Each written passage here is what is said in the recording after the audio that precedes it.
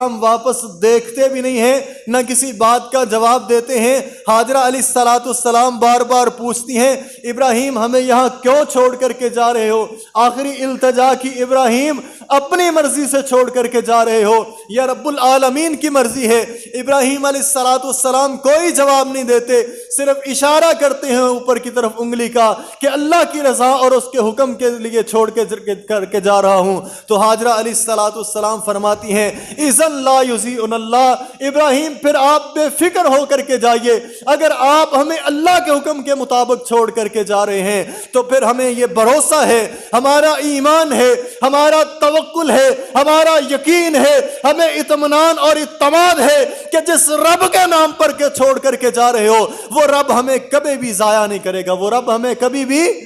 ضائع نہیں کرے گا۔ جو اس رب کے لیے نکلتے ہیں، امتحانوں کے اندر کھڑے ہو جاتے ہیں، اس رب کے لیے میدانوں کے اندر کھڑے ہو جاتے ہیں، کارزاروں کے اندر کھڑے ہو جاتے ہیں، جو اس رب کے لیے امتحانوں کے اندر ڈٹ جاتے ہیں، اللہ تعالیٰ انہیں ہر امتحان کے اندر کامیاب کرتے ہیں۔ اللہ اپنے بندوں کو کبھی ضائع نہیں کرتا۔ آقا علیہ السلام گھبرائے ہوئے ہیں، پریشانی کی حالت کے اندر ہیں، گھر کے اندر آئے، فرمایا زملونی دسلونی، مجھ پر چادر ڈال دو، میں نے عجیب منظر دیکھا ہے، مجھے لگتا ہے میں ہلاک ہو جاؤں گا، میں بچوں گا نہیں۔ ماں جی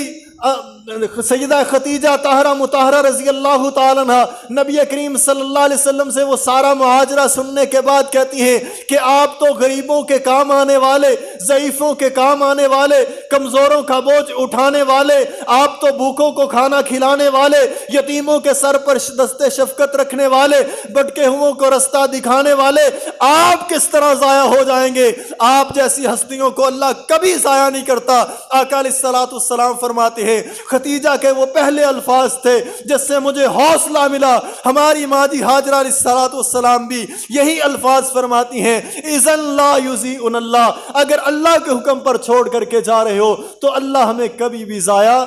نہیں کرے گا، اللہ ہمیں کبھی بھی ضائع نہیں کرے گا۔